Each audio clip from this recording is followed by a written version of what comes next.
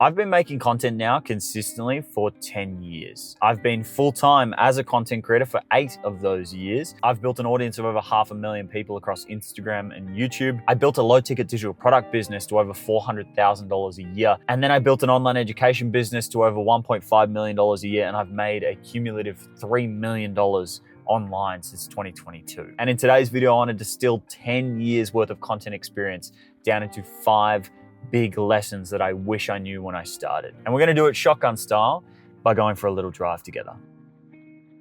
The first big lesson that took me fucking years to learn is to make it easy. There is endless amounts of advice online from people spouting some new system for how to hack the algorithm or how to craft the perfect hook or write the perfect script or what gear to use, what camera to use, how to shoot your videos, how to do what you need to do, how to maximize your efficiency in the algorithm, how to master particular platforms. There is an endless amount of advice online for those particular things, and for good reason. It's a thing that people want to learn how to do. But the issue with all of that advice, if you actually take it on board, is it makes content creation difficult. It makes content creation feel like this heavy, unenjoyable, and difficult thing to do, when the most important thing that you can do to guarantee your own success is do the opposite. Make content something that is easy for you to do. Make it something that you enjoy doing. Make it something that you do in the way that best suits you. And so there will be an endless amount of people that are gonna give you suggestions on how you can improve your content. But if any of those suggestions stand in the face of you making content easy, it is a waste of your time. I have been told more times than I can fucking count that I should be filming vlogs, that I should make content in public, that I should film my life. But I am an incredibly introverted person who, despite the fact that I've been making content for 10 years, and despite the fact that this is a very easy thing for me to do, but talking to camera is something that I've done for so long that it comes second nature. I feel like I'm sitting here talking to a friend as much as I am talking to a piece of glass, which is what I'm literally doing. I'm talking to a black piece of glass right now. But despite how natural it is for me to create content, I hate talking to the camera in public. And it's taken me 10 fucking years to get to the point where in full confidence, I can say, that's not what I want to do.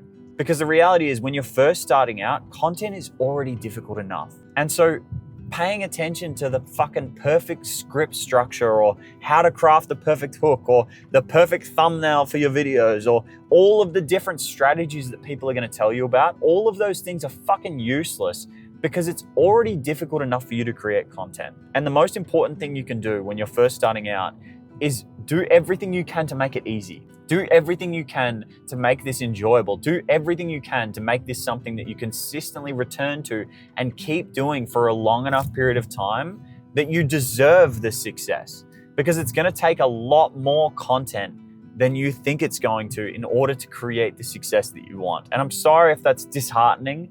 I'm sorry if hearing like just be consistent isn't what you wanted to hear. But at the end of the day, if you can make content easy for you to do, you're going to do it for a longer period of time. And anything you can do for a long period of time, you're bound to be successful in. Because here's the truth that none of these fucking gurus will tell you. You can make anything work. If you like just ranting to your camera about life once a week, and that's the content you want to make, that can work. If you only like filming whilst you're out on a walk and you want to do it vlog style and you couldn't think of anything worse than being stuck in an office or reading from a script, you can do that. You can make content the way that you want to do it. That's the beautiful thing about building a personal brand, is it's so personal. The content that you want to make is the content that's most likely to succeed, because the content that you actually enjoy making and is easy for you to make might be difficult for someone else. There are other people, I'm sure, who have a very difficult time talking to the camera off the cuff. And so their idea of difficult is what I find easy. And so I'm going to have an unfair advantage against those people because I'm doing what I find incredibly easy. Lesson number 2 is you are the niche. Now, I know this one has kind of been fucking co-opted by every single person on social media who says you are the niche, make content for your younger self. But I think it begs repeating because it is such an important lesson that I learned along my own journey, is not necessarily the strictness in creating content for your younger self, but that creating for a niche is never going to get you the success that you think it will. I understand where people come from. I understand this idea that you think if you tightly confine yourself to a niche, then you're going to build momentum with your content because every single piece of content is going to serve that particular audience. But the issue is it spits in the face of the very reason that personal branding is so powerful. There are 3 buying motivations with people. The first buying motivation is the first buying motivation is outcome focused. You are trying to solve a problem. You want an outcome. If I hire a cleaner for my apartment, I'm not hiring a specific cleaner because they have lots of reviews or they have a particular good personal brand. I don't care who does it. I don't care how much it costs. All I want is my problem solved, which is I have a dirty apartment and I want a clean apartment. I don't care how I get there. I just want that outcome solved. Level number 2 is people buy brands. This is people buying Apple products because they love Apple. This is people buying Nike because they love Nike. This is me driving an Audi RS6 because it's such a cult classic and Audi is such a known brand. It's a luxury brand. This is me wearing Rolex. I love the brand. But again, the issue is these brands still struggle with relatability. And so even companies like Rolex will sponsor the Formula One, so then the Formula One drivers are associated with Rolex. Even Nike, a company that's worth billions of dollars, will sponsor athletes, so then athletes are associated with the brand. And even Apple, and I know this is kind of under the rug, but they will support creators because then those creators are associated with Apple. They can kind of piggyback off the brand of these people, which brings me to the third buying motivation, which is people buy people. People then buy into other human beings. They see Sarah wearing a particular clothing company and they like Sarah, so they will buy that product. Or they see Brian selling this particular thing or this particular supplement and they like Brian, so they're going to buy that product. Now, the issue with being a niche creator is you take personal branding, which is the most powerful buying motivation there is. You're a personal brand. People are buying into you and you attach your name, your likeness to a thing. And you take yourself from people buying you to people buying the outcome. You don't become a human being that people like anymore. You become a photographer, or you become a designer, or you become a triathlete. And people no longer buy into you. They associate you with that thing.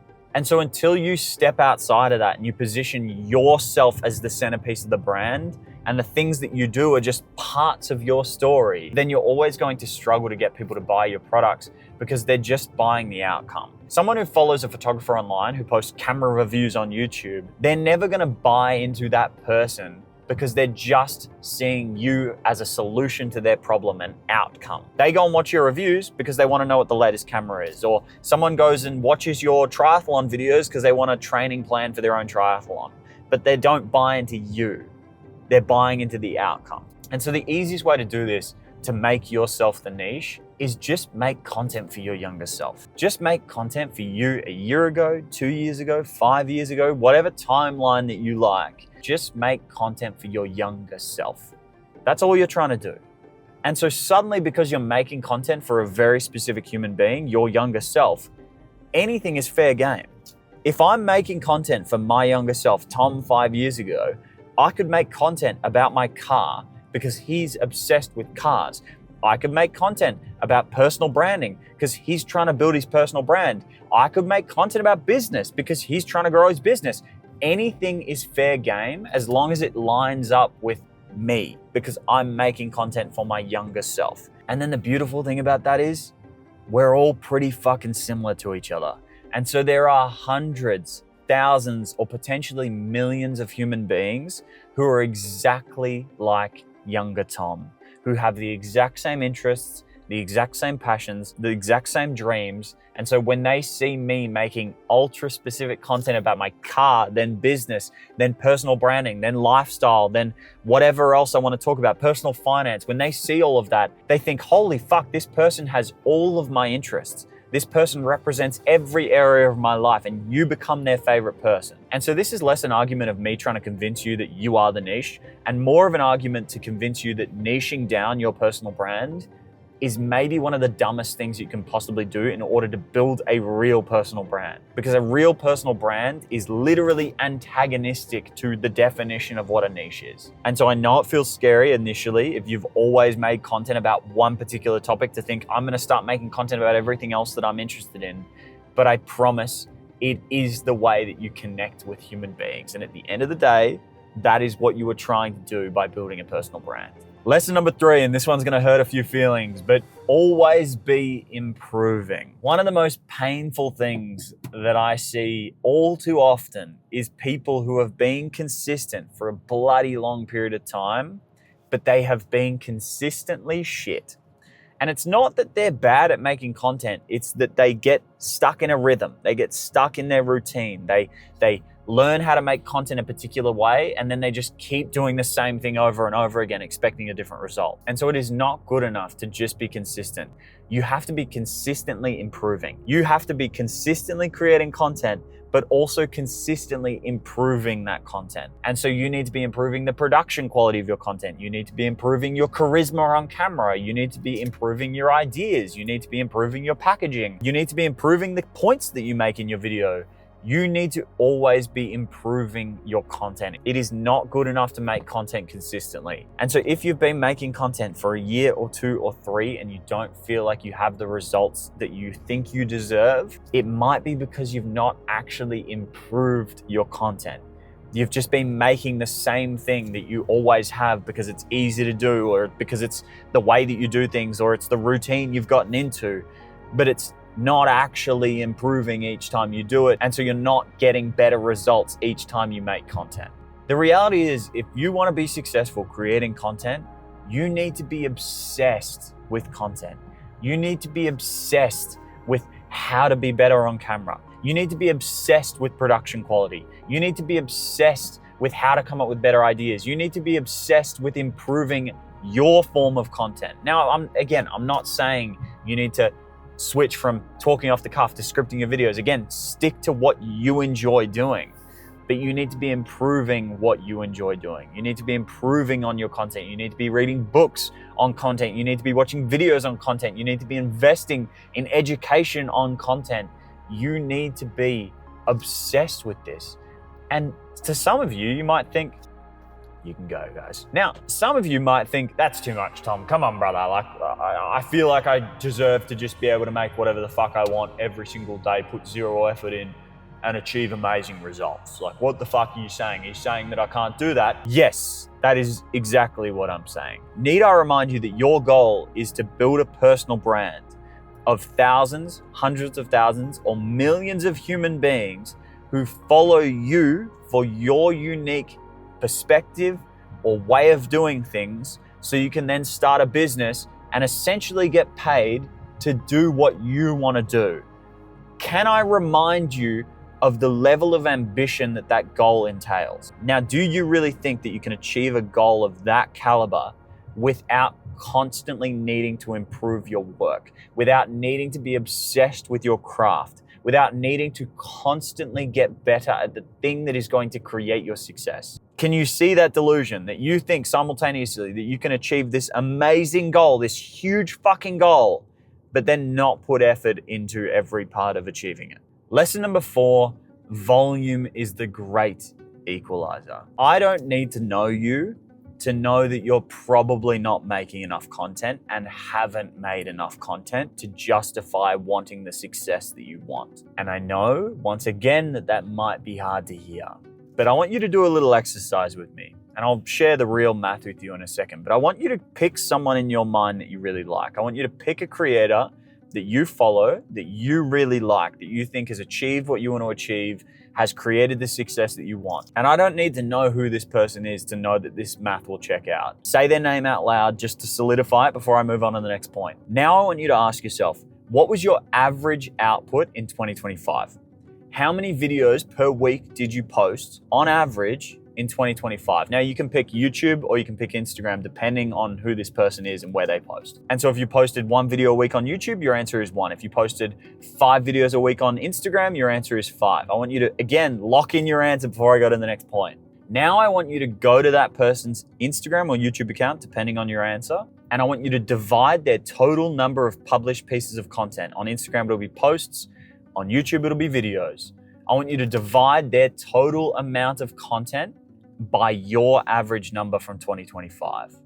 And so if the person has 2,000 posts, divide 2,000 by your average output in 2025. And so if you posted 5 times a week on Instagram last year, on average, divide 2,000 by 5. Now I want you to take that number and divide it by 52. That number that you've got on your calculator right now is the number of years that you would have to reasonably post consistently at your output in order to expect the results that that person has. And so if you're someone who posts 5 times a week on average in 2025, and you want my results on Instagram, we're not talking about YouTube here, we're just talking about Instagram. You would have to post consistently on Instagram at your current average for 6.5 years to be able to expect the results that I now have. The point I'm trying to make here is, with very, very few exceptions, the people who have achieved what you want to achieve have just done more than you have. They've posted more content. They've launched more product. They've failed more than you have. They've tried more than you have. They've done more than you have, and not a little bit more. I'm sure that number hit you like a fucking freight train. Maybe you found someone who's posted 3,000 times on Instagram and you're only posting 3 times a week, and you realize that it's probably going to be 15 years of posting at your current output in order to create the success that you want. Not that that math is correct. I'm fucking terrible at math off the cuff, but I hope that math is somewhat in the realm of what that actually looks like. But the point is, you're probably not posting enough. Now, I don't say that to be discouraging. I actually say that to be encouraging. I hope that by clarifying that number and realizing that volume is the only thing standing between you and the success that you want, that you realize that the success that you want is up to you. It's not something that is by chance. It's not luck. It's not down to some fucking algorithm. It's not down to getting a viral post. It is a checklist, a to-do list, a volume of content that you can tick off. You can create a spreadsheet or draw up on your whiteboard and fill a number of cells with how many pieces of content you need to make in order to expect the results that someone else has. And then each day, just tick them off, one after the other. And suddenly the success that you want to create, the personal brand that you want to have, isn't luck. It's not chance. It's not a pipe dream. It's a to-do list. It's a fucking volume of content that you need to make in order to expect the results that someone else has. And so try to understand that volume is the great equalizer. The success that you want is more than likely on the other side of an enormous volume of work. And until you embrace the pursuit of that volume, then you're always going to be disappointed by the lack of luck you achieve or the lack of results you achieve. Now, this might be a bit of a fucking weird analogy, but it works in my mind, so hopefully it'll work for some of you. I like to think about it like I'm stuck on a deserted island, and the success that I want to achieve is off in the distance. I can see the mainland way off in the distance, but it's too far to swim. And on this deserted island with me, for some bizarre reason, is a bunker. And this bunker, underground, is filled with an infinite number of bricks. And so, my only option, because I can't swim from the deserted island to the mainland, is to grab each of those bricks, throw them into the ocean, and with enough bricks, fill the ocean to the point where I can walk across. That is the way that I see the volume of content that I need to create in order to justify the success that I want to achieve. The enormity of this success that I want to achieve is filling an ocean with bricks so I can walk across it. Which might sound fucking crazy, but in my mind, that justifies the enormity of the goal that I'm pursuing. The goals that I have are fucking huge. I want to have tremendous impact in my life. And I know that in order to do that, I'm going to have to make a tremendous amount of content. And I'm okay with that, because I know with each brick that I throw into the ocean, each piece of content that I publish, I'm one step closer to being able to walk across to my eventual success. Lesson number 5 is one that has taken me until last year to finally learn. And that is that you need to stop consuming other people's content. If you want to be a creator, you need to stop being a consumer. Now, this will hurt me, but I would hope at some point that you stop watching my content and you go out and you make your own content and you build your own business and you pave your own path. Because if you do nothing but watch other people's content, you will feel nothing but comparison between the content you produce and the content they produce. And that feeling, that comparison is useless because their life is not your life. And so their content is not your content. Whatever way someone else makes content, whatever way that they do things, whatever script that they use, whatever strategy they use, however they speak to camera, whatever they do to come across as more charismatic is as useless to you as a spoon to cut your fucking steak. It is never going to help you because you are not them and they are not you. And until you stop consuming other people's content, stop worrying about what other people are doing, you will always feel this comparison. And whilst you feel that comparison, you are not as good of a content creator as you could be. Because each time you go to make content, in the back of your mind, you'll be thinking about their content. And when you do that, you'll be comparing as you're saying things to the way that they said things. You'll be thinking about their idea versus your idea, your hook versus their hook, their thumbnail versus your thumbnail, your idea versus their idea. You'll be constantly comparing every step of the process. And that is making you a worse content creator. And so the best thing that I've done in the last year that has seriously transformed my business and my brand and the way that I make content and my confidence in making content is I have cut my consumption back to basically zero and replaced all of that time with reading books. Now, whenever I have the urge to watch YouTube, I listen to an audiobook. Now, whenever I have the urge to scroll, I pick up a book. Having a personal brand is my entire job. Even though that's the case, every single day, my phone between midnight, the day before, and 5 p.m., every single app, Instagram, YouTube, TikTok, Twitter, Messenger, Facebook, every single app is blocked. And not the fake block where I can just go and press exit and then go into it anyway. No, a full block. I cannot get into those apps between midnight and 5 p.m. And the reason is because I feel the difference. If I wake up in the morning and I consume content, every piece of content that I make for that day is worse because of it. And so this advice is probably not good for business, but it's good for you. And that matters more to me. Stop consuming other people's content. If I'm a competitor of yours, stop watching my fucking videos. Stop consuming my content. Go and make your own content. Stop using me as a point of comparison to what you need to do because I am not you and you are not me. So you comparing your content to my content is as stupid as me comparing my content to your content. It's a waste of both of our times. We would both be so much better off if we just stopped consuming each other's content or consumed it purely for entertainment, purely for education, purely with the understanding that I am not you and you are not me. The truth that I really hope comes across is achieving success on social media, building a personal brand is shockingly simple and accessible to pretty much everyone on planet Earth. I can't downplay this. I can't overstate this enough. I have none of the raw ingredients of someone that should be successful on social media. I have none of the raw ingredients. It took me 2 full years, 2016 all the way through till 2018, before I even mustered up the courage to speak to my Instagram story on camera, let alone do what I'm doing right now. I was not a confident kid.